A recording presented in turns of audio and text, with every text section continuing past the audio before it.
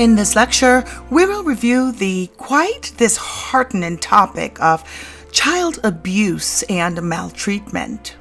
First, there are 4 types of child maltreatment: physical abuse, neglect, sexual abuse, and emotional maltreatment. Physical abuse is the injury to the body through punching, beating, kicking, or burning. Neglect refers to failure to meet a child's basic needs such as food, clothing, medical care, protection, and supervision. Sexual abuse is basically any sexual activity involving a child and an older person. Emotional maltreatment includes rejection, terrorization, isolation, exploitation, degrading ridicule, or failure to provide emotional support, love, and affection. We will go more into detail later on in this lecture. I found an article entitled Psychological Aspects of Child Maltreatment from the National Library of Medicine. Child maltreatment is a major global public health challenge that involves various types of abuse and neglect, and it is one of the crucial risk factors of pediatric and adolescent psychopathology having severe consequences. According to the federal definition of Child Abuse Prevention and Treatment Act, child abuse and neglect is defined as any act or failure to act by a parent or caregiver, to include teachers, coaches, and anyone who has an educational or caregiving role that leads to physical or emotional harm, sexual exploitation, or abuse, or death, or an act or failure to act which results in imminent risk of injury. Now, psychologytoday.com states physical abuse involves non-accidental harming of a child by, for example, beating, burning, or breaking bones. Verbal or emotional abuse involves harming a child by example, belittling them or threatening physical or sexual acts. Child sexual abuse is the deliberate exposure of a child to sex or sexual activities that the child cannot comprehend or consent to.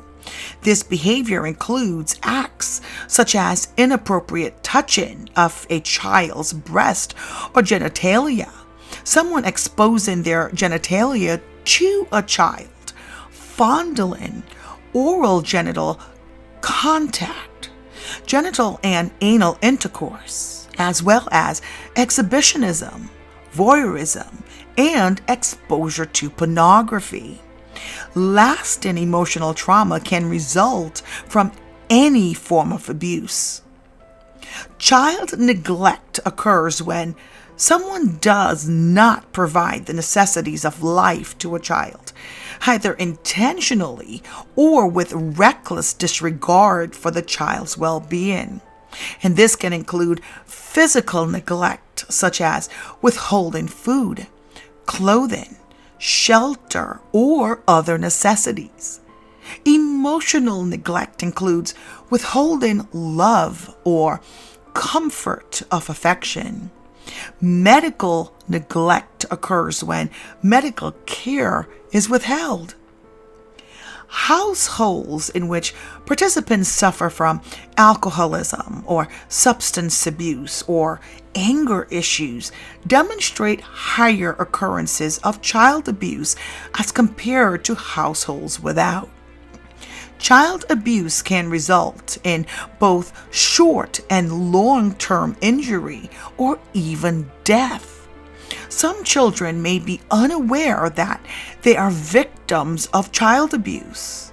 child abuse can occur in any cultural, ethnic, or income group. Now, let's review some symptoms. It is not always easy to recognize when a child has been abused. Children who are abused are often afraid to complain because they are fearful that they will be blamed or that no one will believe them. Abusers may directly tell them that the abuse is their fault or that it occurred because they were bad. Additionally, the person who abused them may be someone they love very much and want to protect. Parents who are not themselves abusive may be unable to recognize symptoms of abuse because they trust the abuser or are in denial. Parents should watch for unexplained changes in a child's body or their behavior. A formal examination should be conducted only if a parent has reason to suspect their child has been abused. Otherwise, the child may become more fearful.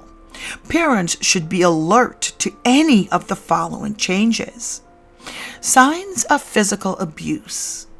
Any injury, like bruises, burns, fractures, abdominal or head injury that cannot be explained or that don't match up to the explanation given. Signs of sexual abuse includes fearful behaviors like nightmares, depression, unusual fears, attempts to run away, abdominal pain, bedwetting, urinary tract infection, genital pain or bleeding, sexual transmitted disease, or extreme sexual behavior or knowledge that seems inappropriate for the child's age. Signs of emotional abuse includes dramatic change in self-confidence, social withdrawal, headaches or stomach aches with no medical cause, abnormal fears, increased nightmares, or attempts to run away. They may avoid certain situations or people.